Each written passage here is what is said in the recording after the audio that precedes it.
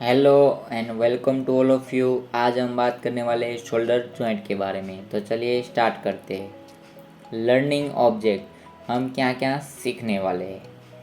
तो type and variety of joint, articular surface, ligament के बारे में जानेंगे हम, उसके शोल्डर जॉइंट के रिलेशन के बारे में जानेंगे, उसकी blood supply, moment and applied anatomy के बारे में जानेंगे। How to describe a joint, ये क्वेश्चन आपको 10 मार्क्स में एग्जाम में पूछ सकते हैं। इसमें हमें क्या क्या लिखना है, डेफिनेशन लिखनी है, type of joint, variety of joint, articular surface, ligament के बारे में लिखना है, relation, blood supply, nerve supply and movement उसकी, एंड अप्लाइड एनाटॉमी लिखनी है हमें। तो चलिए हम इसके बारे में डिटेल में स्टडी करेंगे। शोल्डर जॉइंट, पहला डेफिनेशन, शोल्डर जॉइंट बनता कैसे है। तो शोल्डर जॉइंट बनता है articular surface of the scapula, जो ग्लेनोड कैविटी होती है, यहाँ आप देख सकते हैं स्कैपुला की जो ग्लेनोड कैविटी होती है, ये वाला पोर्शन, और हेड ऑफ ह्यूमरस, जो ह्यूमरस का जो हेड होता है उससे फॉर्म होता है ये जॉइंट, उसको ग्लेनो ह्यूमरस जॉइंट भी बोलते हैं। Shoulder joint is made up of two joint से बनता है। कौन से, तो acromioclavicular joint and glenohumeral joint. Acromioclavicular joint वो बनता है एक्रोमियल प्रोसेस ऑफ स्कैपुला और क्लेविकुलर बोन से, और ग्लेनोह्यूमरल जॉइंट बनता है वो बनता है ग्लेनोड कैविटी ऑफ स्कैपुला और हेड ऑफ द ह्यूमरस से। Type synovial joint, polyaxial joint. Variety कौन सी है, तो बॉल एंड सॉकेट वेराइटी। क्यों बॉल एंड सॉकेट वेराइटी, क्यों, तो जो हेड ऑफ ह्यूमरस होता है वो राउंडेड शेप होता है, और जो ग्लेनोड कैविटी होती है स्कैपुला की वो होती है सॉकेट टाइप, इसलिए बोलते हैं ball and socket variety.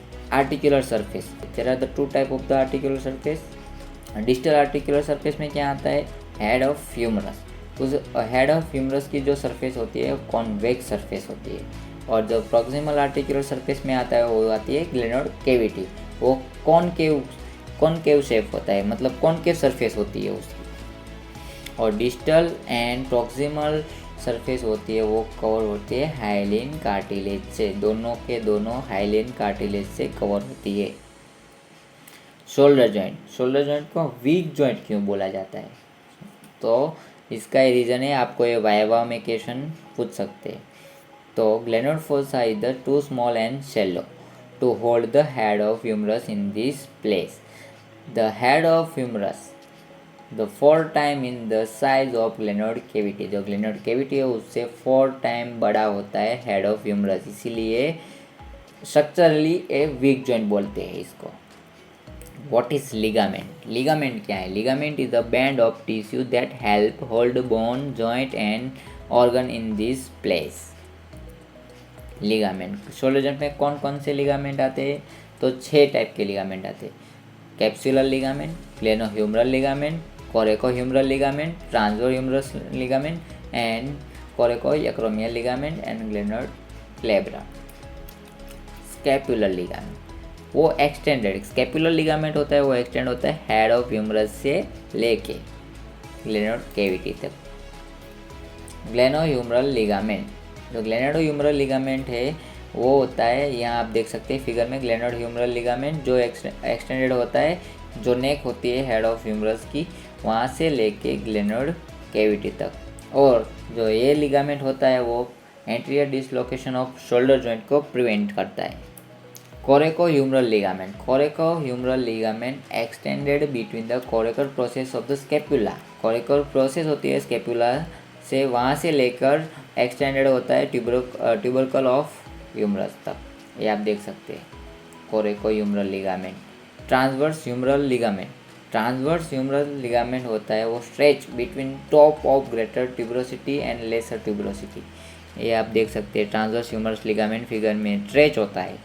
कोरेकोएक्रोमियल ligament होता है वो एक्सटेंडेड होता है Korekar process and acromial process of scapula, ये आप फिगर में देख सकते हैं, जो स्कैपुला की कोरिकल प्रोसेस है और एक्रोमियल प्रोसेस होती है उससे एक्सटेंड होता है। ये क्या करता है, prevention of superior dislocation of shoulder joint. Glenoid labrum is the fibrocartilage, वो कहाँ पर होता है, तो surrounding the margin of glenoid cavity का।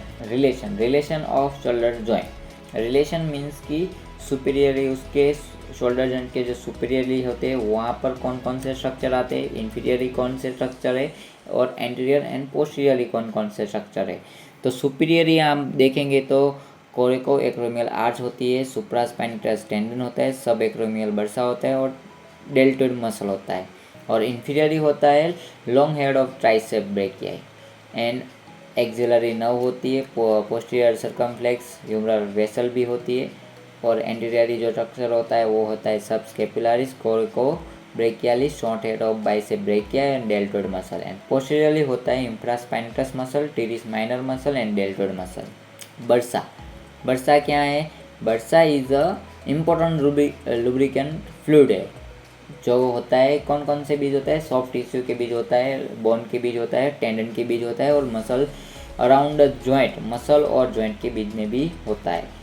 Is are the useful to human body the reduce tension and negative effect of wear and tear at the point of friction को reduce करने में भी हेल्प करता है बर्सा। शोल्डर जॉइंट में कौन कौन सी बर्सा है? तो 3 टाइप ऑफ बर्सा है। सब स्केपुलर बर्सा, तो वो कहाँ होती है? वो होती है सब स्केपुलर टेंडन के नीचे।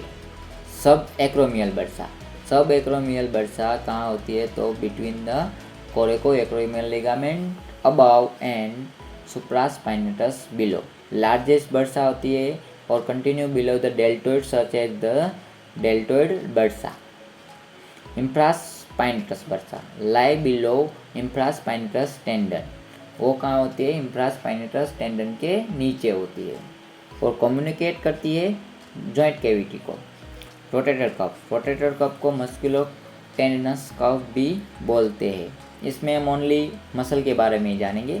Formation, form by tendon of muscle surrounding the shoulder joint. तो सुपीरियरली कौन से मसल होते हैं? तो सुप्रास्पाइनेटस मसल होता है और पोस्टीरियरली होता है इंफ्रास्पाइनेटस और टीरिस माइनर मसल, और इन्फीरियरली होता है सबस्केपुलर मसल।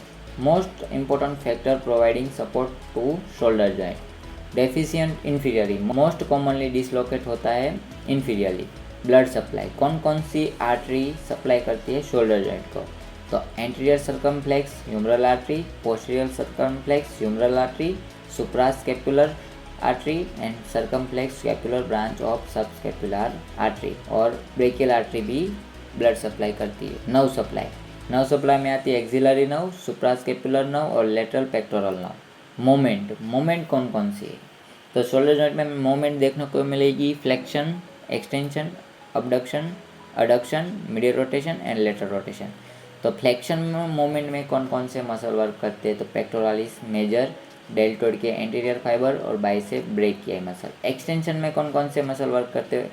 तो latissimus dorsi, deltoid, posterior fibre. Deltoid की जो पोस्टीरियर फाइबर है वो एक्सटेंशन में वर्क करते हैं। अडक्शन में कौन से मसल वर्क करते हैं? तो pectoralis major, latissimus dorsi, teres major muscle work करते हैं। अबडक्शन में करता है 0 to 15 डिग्री इन करता है supraspinatus muscle and 15 to 19 degree करता है डेल्टोइड मसल एंड 19 to 180 के वर्क करता है trapezius and serratus anterior muscle. Medial rotation में वर्क करते हैं मसल सबस्केपुलरिस मसल और डेल्टोइड के एंटीरियर फाइबर। और लेटरल रोटेशन में वर्क करते हैं इंफ्रास्पाइनेटस, टीरिस माइनर और डेल्टोइड के पोस्टीरियर फाइबर। देख सकते हैं इस फिगर में।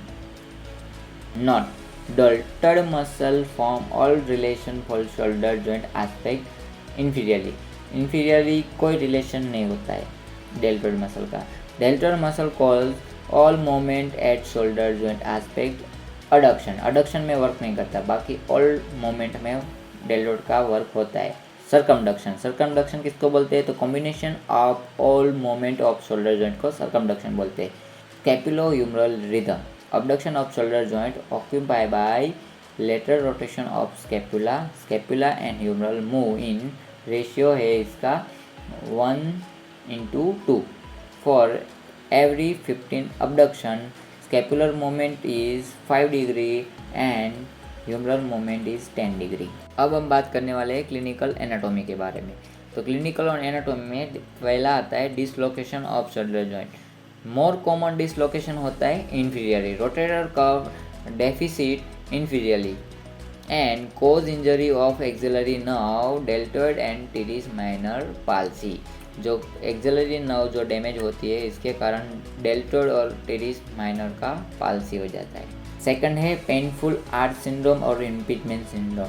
Most common cause supraspinatus injury and सब एक्रोमियल बर्साइटिस के कारण ये होता है। और इसमें क्या होता है कि पेनफुल अबडक्शन आपको देखने को मिलेगा। Frozen shoulder inflammation of rotator cuff tendon, इसमें आपको पेनफुल मोमेंट देखने को मिलेगी। Thank you guys, I hope कि ये वीडियो आपको पसंद आया होगा। तो प्लीज़ लाइक, सब्सक्राइब और शेयर करना मत भूलिएगा। और इस पीडीएफ को आप डिस्क्रिप्शन में लिंक दी गई है वहाँ से डाउनलोड कर सकते हैं। Thank you.